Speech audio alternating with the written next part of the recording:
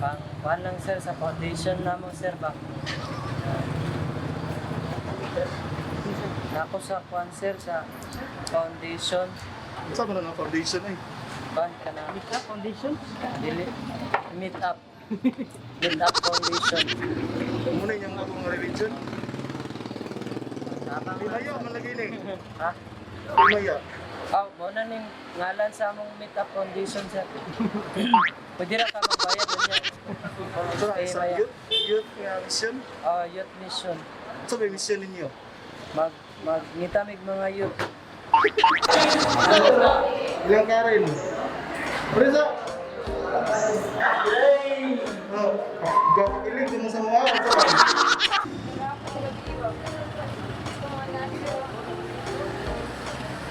Ya, dito ta gulay. Gulay mga pater.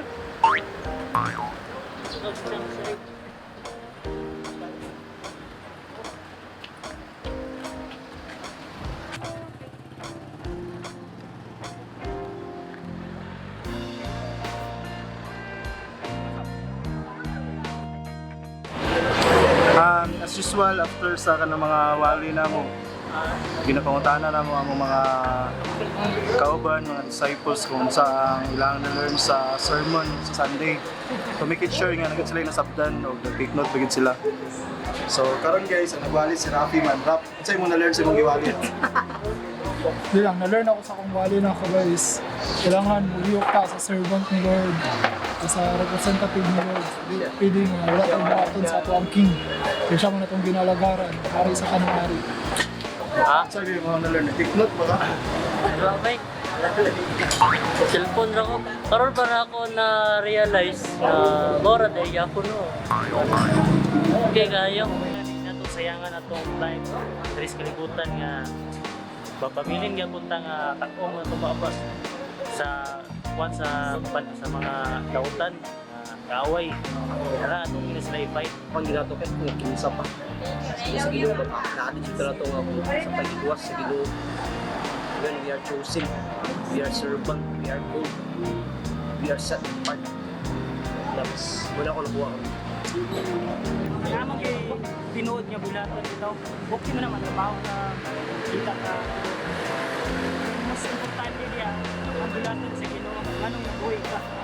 Kay si Lord, iya man tanan source. Ihatag mo na niya tanan. Ang Bible ng God, kung information lang imong nasabtan, mahimo gi kang debatero ana. Mahimo gi kang kuan ka ng ino mo lang ginapasigar ko mo ko gali na ko natunan sa Bible. Wala ba information naman. Pero dili may kung nakasabot ang gid ka kung unsa ka importante ang Bible from information to revelation to transformation. Kaya ang Bible makausap sa tao pag na kay revelation sa Ginoo. Information to revelation to transformation. Ngayon sa dito sa kuan ba sa ka-live group na mo sa Upol, mama na siya ba? Nga kuan siya, baptist niya. Nga kabulo siya nga kuan yung Bible ba? Ano ba kanang kabulo siya sa Bible, kanang nasa knowledge about sa Bible. Kasi di ang nag-share ko dito about sa pulong sa Ginoo, siya magrabe ba? Nabasa naman ako ni nga pulong sa Ginoo. Kapila naman ako ni gabalik-balik, pero sabihan laging istorya na ginanimo, gipanahon lagi nimo pag maayo. Ano ba? Nakalahong lagi kapag maayo na. Kaya naman, it's because of the revelation ni Lord. Ang word ni Lord, ang pag-devotional, ang pagbasa sa pulong sa Ginoo, dili lang dapat taman lang ka sa mabaw. Dapat dito ka sa pinakalahong nga dapat nahadag ko ang mga dagko ang mga isda. Pag ma-reveal na ni Lord sa imo ang kinabuhi, imo nang ikinabuhi kung sa imong nasabtan sa pulong sa Ginoo, that's the time mo mga transform o ginahinay ang imong kinabuhi. So mo to siya guys, pabalik na may gikan sa ilang karenderya. Ang discipleship dili gid siya kana necessary nga na ballpen, na papel, na lesson, ikon. Like sama sa gibuhat ni Jesus God.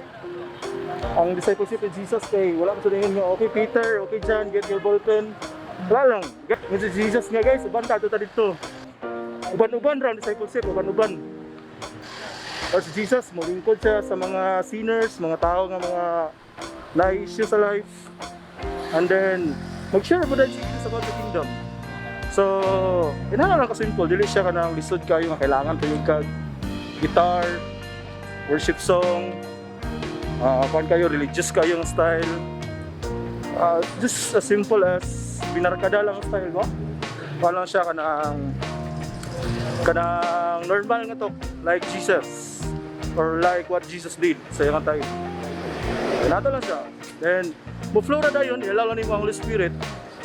Mo-flora dayon mga message, mga revelation, mga kanang importanting things about sa kingdom ni Lord. Nato siya ka simple. Ganina sa amo kay nangaon lang mi. So maro siya guys, bye-bye, God bless. I hope na kayo na-learn sa among video. Bye-bye and God bless.